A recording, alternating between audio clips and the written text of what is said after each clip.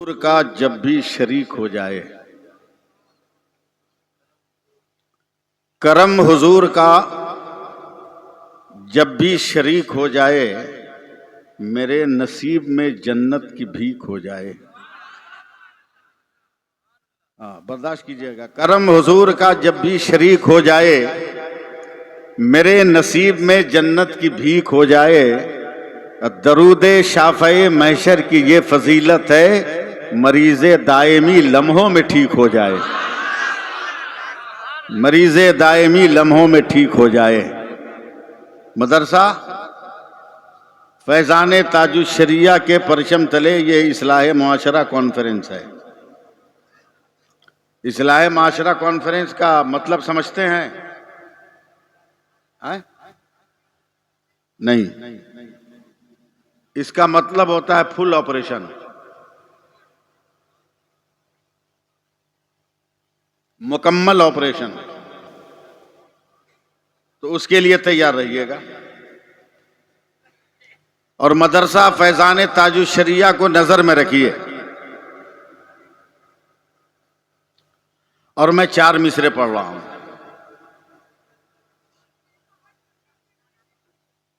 इत्तफाक से आज अक्सर वो नौजवान हैं जिनको मैं तलाश कर रहा हूं।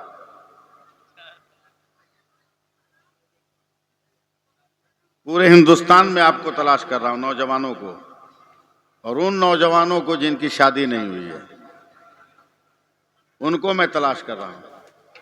जो आप लोगों ने पैदा होते ही भिखारी बनने की नीयत बांध ली है, मैं उस नीयत को तोड़वाना चाहता हूं कि तुम भिखारी बनने नहीं आए हो, कौम का सरदार बनने आए हो।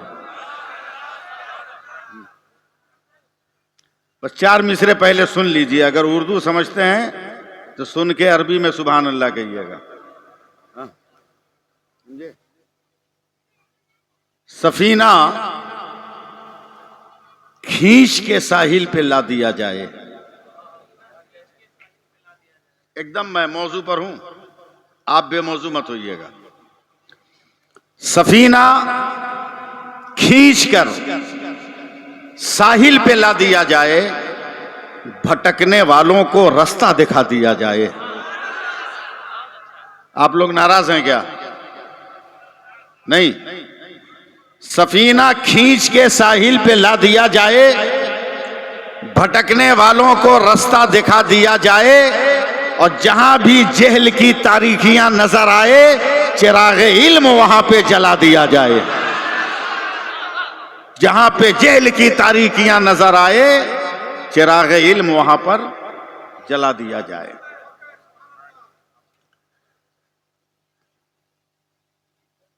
तकरीर शुरू करने से पहले मेरा एक दर्द है, उसको 2 मिनट सुनिए आप। मैं क्यों अपने हाईवे रोड के किनारे ही जलसा था, 5 मिनट पैदल चलने पर मेरी तकरीर हो गई। मैं अपनी अटैची लेकर हाईवे पे खड़ा हूं। 2.5 किलोमीटर दूर वहां से जंक्शन है जहां से मुझे ट्रेन पकड़नी है। मैं खड़ा हूं, कोई रिक्शा मिले तो मैं स्टेशन जाऊं। सर्दी भी लग रही है और उत्तर प्रदेश का माहौल है। समझ रहे हैं ना मेरी बात? मुझको कुछ कहना ना पड़े। एक तरह का एहसास भी है। तकरीबन 2:45 बजे करीब एक रिक्शा वाला आया।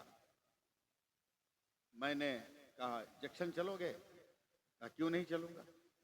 कहा क्या लोगे? कहा 50 रुपया। हालांकि वो 20 रुपया भी महंगा था, लेकिन मौका ऐसा था, वक्त ऐसा था कि एतराज करना खतरा लेने के बराबर था। मैंने कहा चलो दुआ दे दूंगा। मैं बैठ गया। बेचारा रिक्शा चलाकर मुझको स्टेशन पहुंचा दिया। इतनी देर में, उस सर्दी में भी, वो गरीब रिक्शा वाला पसीने में भीग गया था। जब चेहरे से गमछा खोला ना, तो मैं सर से पैर तक कांप गया। उसके चेहरे पर सफेद सफेद दाढ़ी और चेहरे का रंग बता रहा था कि नमाज पढ़ता है ये। सुभान अल्लाह बोलिएगा। मेरे दिल में एक रहम का जज्बा आया। मैंने 200 रुपया निकाला और कहा चचा इनकार मत करना, रख लो। चचा कहकर जब मैंने दिया तो वो 70-80 के लपेटे का इंसान था। वो ये नहीं देखा कि मैं रिक्शा चालक हूं, ये मौलाना है। वो आगे बढ़कर मुझको अपने गले से लगाकर इतना रोने लगा कि मेरी आवाज अब गंभीर होने लगी, मेरी आंखें भीगने लगी। इतना रोया कि उस सर्दी में भी मेरी जैकेट का शाना जो है, बाजू का हिस्सा भिगो दिया आंसू से। मैंने कहा चचा क्यों रो रहे हो? अगर और पैसा चाहिए तो मैं देने को तैयार हूं। क्या नहीं मौलाना, मैं मुसीबत का मारा इंसान। क्या हुआ? अल्लाह का शुक्र है मेरी 3 खूबसूरत बेटियां, 3 खूबसूरत बेटियां हैं। मैंने सोने चांदी के जेवर तो खरीद के बेटियों को नहीं दिया, मगर मेरी बेटियां नमाज पढ़ती हैं और वजू का ढंग जानती हैं। बोलना पड़ेगा आपको। 1000 कोशिशों के बावजूद मैं अपनी खूबसूरत बेटी के लिए निकाह का रिश्ता न ढूंढ पाया। मैं जहां जाता, जिस गांव में जाता, जिस दरवाजे पर जाता, सबसे कम अगर मुझसे मांगा गया तो 1.5 लाख रुपया नकदी मांगा गया, वरना 4 लाख 5 लाख नीचे से कोई बात नहीं करता था। मैं रिक्शा चलाकर 150 कमाकर अपनी 3 बेटियों को खिलाने वाला बाप कहां से लालची लोगों के मुंह की आग को बुझाने के लिए मैं रुपये का पानी डालता? मेरी बेटियों की उम्र बढ़ती गई, मैं डिप्रेशन का शिकार हो गया। मेरी उम्र भी अब आगे बढ़ रही है, मेरी हड्डियां कमजोर होने लगी। कलेजा पकड़े रहिएगा, मैं भी शायद ना बोल पाऊं। क्या मौलाना, एक दिन मेरे ही मुस्लिम मोहल्ले के 2-4-5 मुसलमान दलाल, इस लफ्ज से चौंकिएगा मत, हमारी तबाही और बर्बादी के सारे दरवाजे यही मुस्लिम दलाल खोलते हैं। इलेक्शन के जमाने में हमारे वोट को भी तितिर बितिर वही करते हैं, और ईद और बकरीद के दिन भी हमारे इत्तेहाद को पारा पारा यही दलाल किस्म के लोग करते हैं। का चंद मुसलमान दलाल आए, कहा चचा आपकी बेटी की शादी नहीं होती ना, एक नौजवान मिल गया है जो फ्री में शादी करेगा। मैंने कहा लाओ। नौजवान को देखा, देखने में ठीक लग रहा था, बदन हाथ सब ठीक था। मैंने आओ देखा न ताओ, अंधे को क्या चाहिए आंख। मैंने अपनी बड़ी बेटी की शादी कर दिया। मैं बड़ा खुश था कि मेरे कलेजे पे जो 3 पत्थर पड़े थे, एक तो उतर गया। लेकिन मौलाना, आज से 1 हफ्ता पहले मैं फजर की नमाज पढ़कर अपने घर जा रहा था तो मेरे दरवाजे पर एक नौजवान औरत नकाब ओढ़े हाथ में तलवार लिए खड़ी थी। मैं कांप गया। हालात अच्छे नहीं है उत्तर प्रदेश के। मैं दूरी से पूछ रहा हूं, कौन हो तुम जो रात के इस सन्नाटे में या सुबह सवेरे तलवार हाथों में लेकर मेरे दरवाजे पे खड़ी हो? तब उस लड़की ने चेहरे से नकाब उठा दिया। जब नकाब उठाया तो मेरे पैर कांप गए, मेरा पूरा बदन लरजने लगा। वो कोई और नहीं, वही मेरी बड़ी बेटी है जिसकी मैंने शादी की थी। मैंने कहा बेटी तुम? कहा अब्बा आई हूं आज। आप गरीब है ना, लालची लोगों के मुंह पे दौलत का जूता तो आप मार नहीं सकते। 1-2 लाख रुपया नकदी देकर लड़का खरीद नहीं सकते आप। अब दलाल किस्म के मुसलमानों के चक्कर में जो मेरी शादी किया ना, वो मुसलमान नहीं था, वो गैर था, जो धोखे से मुझको ब्याह ले गया, मेरी आबरू लूटता रहा। 2-4 रोज के बाद तलवार और असलहे के हथियार पर अपने दोस्तों के घरों में उनके बिस्तर की जीनत बनाता रहा। मैं अपनी आबरू बेचती रही। अचानक आज मुझे आजादी मिली तो मैं ये तलवार लेकर आई हूं कि मैं तो लुट गई, मगर ऐ गरीब बाप, मैं अपनी 2 बहनों को जिंदा नहीं छोड़ूंगी ताकि उनकी आबरू न लूटे। अब्बा उठाइए तलवार, काट दीजिए मेरी दोनों बहनों को। इज्जत लुटाने से कहीं बेहतर है कि हमारी बहनें मर जाएं। इतना कह के मौलाना मेरी बड़ी बेटी ने जिसकी शादी मैंने की थी उसी तलवार से अपने बदन का 2 टुकड़ा कर लिया। खुदा गवाह है, मैंने टिकट फाड़ के फेंक दिया। उसी शहर में मौलाना गुलाम रसूल बलियावी भी थे। मैंने फोन करके वहां बुलाया, शाम तक पैसे का इंतजाम किया, 2 बावकार आलिमों को राजी किया, उन बच्चियों की जो बाकी थी उनकी बाज़ाब्ते शादी कराया। शादी के सारे अखराजात मस्जिद के मौलाना और मदरसे के मौलाना ने उठाया। उस दिन से हम लोगों ने तय कर लिया कि अब समाज की बेटियों को बर्बाद नहीं होने देंगे, अब फातिमा की कनीजों की आबरू को लूटने नहीं देंगे, और ऐ नौजवानों अब तुम्हें बिकने नहीं देंगे। इसलिए कि तू बाजारे तिजारत में बिकने के लिए नहीं आया, तू तो मुस्तफा के नाम पर बिकने के लिए आया है, तू अजमत इस्लाम पर बिकने के लिए आया है, तू अजमत कुरान पर बिकने के लिए आया है। तू जहेज के हाथों में बिककर अपनी औकात क्यों बर्बाद कर रहे हो? बताओ, ये खराब काम है कि नहीं है? मुंह खोलो, मुंह खोलो, मुंह से बोलो, है कि नहीं? मगर कितने लोग हैं जो इससे बचेंगे? कोई बच पाएगा? बाराती इतने लेके जाओगे कि लड़की वाला सूद पे कर्जा लेकर लेने पे मजबूर रहेगा, और इतनी बेरहमी से खाओगे तुम बारात में जाकर कि 250 गोश्त में आधा दर्जन परिवार को तुमने जुमा के दिन खिला दिया, समझे? मगर जब जाओगे दावत में इतनी बेरहमी से खाओगे कि अल्लाह पनाह। रोड पे निकला, मोड़ पे पहुंचा, चाट बेचने वाले से 10 रुपये का चाट लिया मुसलमान, 10 रुपये का चाट लिया। जब तक चम्मच से उठता रहा खाता रहा, चम्मच जब फेल हो गया तो उंगली से चाटने लगा, जब उंगली भी फेल हो गई तो चाट के पत्ता में जो तिनका लगा था उसको निकाल के पत्ता को चाटने लगा। तेरे 10 रुपया की इतनी अहमियत कि तूने पत्ता चाट चाट कर 10 रुपये की कीमत वसूल कर लिया। मगर गरीब बेटियों के बाप के यहां जब तुम बाराती बनकर जाते हो, 250 ग्राम चावल और 2 आलू 2 बूटी प्लेट में छोड़ के उठ जाते हो और कहते हो ये क्या बना है? खुदारा, ना अपनी दुनिया बर्बाद करो ना अपनी आखिरत बर्बाद करो। उठो, जिस तरह कल करबला को नबी की औलादों ने संभाल लिया था, आज तुम उठो और फलस्तीन को तुम संभाल लो, गजा को तुम संभाल लो, मस्जिद अक्सा की आबरू को तू बचा ले।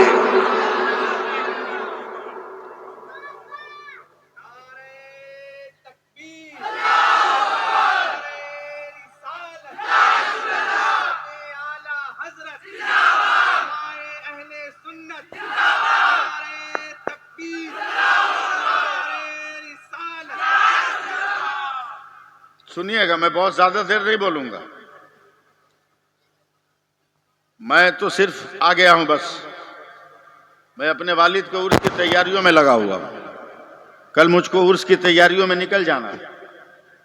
मैं आज आराम करने वाला था, लेकिन कुछ लोगों ने जिद किया तो मैंने हाँ कह दिया, वरना मैं आज सोने के मूड में था। आज जी लगाइएगा, अल्लाह बरकतें दे। गौर से सुनो, किन बेटियों को तुम गरीब समझ रहे हो? लालच के पुतलों, ज्यादा दिन तक नाटक नहीं चलेगा। अब तो दुनिया वाले भी तुम्हारी तरफ हैरत से देख रहे हैं, हैरत से देख रहे हैं। भीख मांगना बंद करो, और इंसान हो तो इंसान की तरह खाओ। वलीमा में और शादी की दावत में आदमी हो तो आदमी की तरह खाओ। कुकुर भोज का सिस्टम बंद करो, कुकुर भोज का सिस्टम बंद करो। कुकुर भोज की अंग्रेजी बफर सिस्टम, उसी का भोजपुरी है कुकुर भोज। करोड़पति लखपति भिकमंगा देखना हो तो चले जाओ कुकुर भोज में, प्लेट लेके घूमेगा, थोड़ा बिरयानी दे दो, एक पूड़ी दे दो, एक रसगुल्ला दे दो। अबे खैरात ही मांगना था तो क्या अंगस की जामे मस्जिद का दरवाजा छोटा है, जुमा के दिन वहां खड़ा होता तो ज्यादा खैरात मिल जाती। कहां जा रहे हो तुम? जिन बेटियों को तुमने कुछ नहीं समझा उस बेटी को समझ, पहले उस बेटी को समझ। मेरे नबी फरमाते हैं, सुभान अल्लाह पहले कहिए, मुंह लटका के सुनिएगा तो मैं नहीं सुनाऊंगा। मेरे नबी फरमाते हैं, मैं बहुत धीरे धीरे इसीलिए बोल रहा हूं कि मेरी बात समझ में आए, वरना मैं बहुत स्पीड भी बोलता हूं। मेरे नबी फरमाते हैं कि जब किसी के घर में बेटा पैदा होता है, क्या बेटा पैदा होता है, उर्दू समझते हैं ना, तो समझिए मैं क्या कह रहा हूं। मेरे नबी फरमाते हैं कि जब किसी के घर में बेटा पैदा होता है तो अल्लाह फरमाता है, जा अपने माँ बाप का सहारा बन जा। क्या कहा? जा अपने माँ बाप का सहारा बन जा। मगर किसी घर में जब बेटी पैदा होती है तो अल्लाह फरमाता है, चल तेरी वजह से तेरे माँ बाप का मैं सहारा बन गया। तो कितना मर्तबा ऊंचा है बेटी का, कितना दर्जा ऊंचा। मगर उस बेटी को तुमने जहमत बना दिया, तुमने जहमत बना दिया। सोच लो कि अगर हिंदुस्तान की सारी मुस्लिम लड़कियों ने यूनिटी बनाकर यह तय कर लिया कि मैं उसी से निकाह करूंगी जो नमाज पढ़ेगा, तो उस वक्त तुम्हारा क्या हाल होगा? क्या हाल होगा तुम्हारा? रंग देखते हो, मोबाइल पे जूम करके फोटो देखेगा, कैसी लग रही है। अबे इस दौर में जिस लड़की को तुम जूम कर करके देख रहे हो, उसको तो 22-23 बरस में अपना ओरिजिनल फेस याद नहीं है। 12 बरस के बाद मौलाना साहब इतना मेकअप किया हुआ कि ओरिजिनल मुंह भूल गई कि कैसा है, और तुम उसको तलाश कर रहे हो। जी नहीं, पाउडर और क्रीम से चमकने वाला मुंह मत तलाश कर, वो मुंह तलाश कर जो वजू के पानी से चमक रहा हो। और प्यार से जरा भी बोलिएगा, वो होठ तलाश कर जिसके हिलने से ऐसी खुशबू निकल रही हो जैसे तिलावत की आवाज आ रही हो। क्यों दुनिया के चक्कर में, क्यों दुनिया के चक्कर में? पैसे लेकर शादी करोगे तो एक न एक दिन भुगतना होगा, एक न एक दिन भुगतना होगा। एक बीवी ने शौहर को कहा, जाओ चाय बना के ले आओ, जाओ चाय बना के ले आओ। शौहर गुस्से में बोला, हम तुमको नहीं रखेंगे, तलाक देंगे, हम वकील के पास जा रहे हैं। जाओ खुशी खुशी जाओ। शौहर गया, आधे घंटे के बाद वापस आया, आके चाय बनाने लगा। बोला क्या हुआ, तलाक नहीं दिए? बोला वकील साहब हंडिया धो रहे थे। और खैरात लेके शादी करो और पैसा लेकर लड़की को के हाथों पे बिको। अबे तू ताजदार बनाया गया, गुलाम क्यों बन रहा? तेरा दर्जा तो बहुत बुलंद है। मेरे नबी फरमाते हैं कि खुदा के अलावा किसी का सजदा जायज होता तो मैं औरतों को हुक्म देता कि अपने शौहरों को सजदा करें। लेकिन तूने अपना किरदार इतना घटिया कर लिया कि बीवी तुमसे काम कराने लगी। ठीक से रहा ना, इतना घटिया हम हो गए। एक मियाँ बीवी सफर में थे, मौलाना साहब, होटल ले लिया, होटल का रूम, सुन रहे हैं ना, होटल का रूम ले लिया, दोनों मियाँ बीवी सो गए। अचानक बीवी की आंख खुली तो देख रहा उसका शौहर होटल का कमरा पहुंच रहा है साफी से। हक्का बक्का होकर बोले, क्या कर रहा तू? नाक कटवा दिया, पोजीशन मिट्टी में मिला दिया। अबे ये घर थोड़ी है, ये होटल का कमरा है।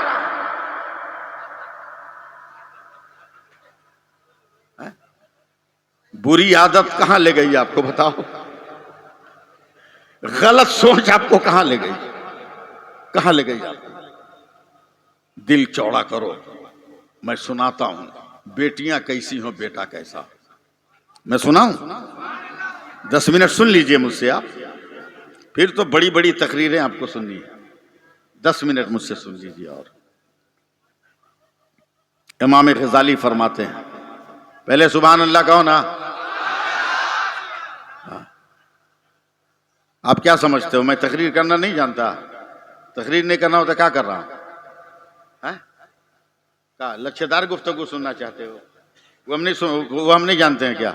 वो फन नहीं जानते हैं हम? वो भी हम जानते हैं, मगर पहले थोड़ा सा सुन लो ना। कड़ुआ कड़ुआ, मीठा मीठा तो घप घप की आदत है, जरा कड़ुआ कड़ुआ थू थू की भी आदत डालो, वरना क्या मैं तकरीर नहीं कर पाऊंगा? मौलाना इश्तियाक नाम है आपका, क्या मैं तकरीर करना नहीं जानता? अब सुनो, मेरा नबी लाजवाब, मेरा नबी लाजवाब, मेरा नबी लाजवाब, मेरा नबी लाजवाब, मेरा नबी लाजवाब, मेरा नबी लाजवाब, मेरा नबी लाजवाब। सुनो, सैफुल्लाह अलीमी पूरे भारत में काहे जाना जाता है? मेरा नबी लाजवाब, मेरा नबी लाजवाब, मेरा नबी लाजवाब। बैठे तो लाजवाब, चले तो लाजवाब, सोए तो लाजवाब, खड़ा हो जाए तो लाजवाब, रुक जाए तो लाजवाब।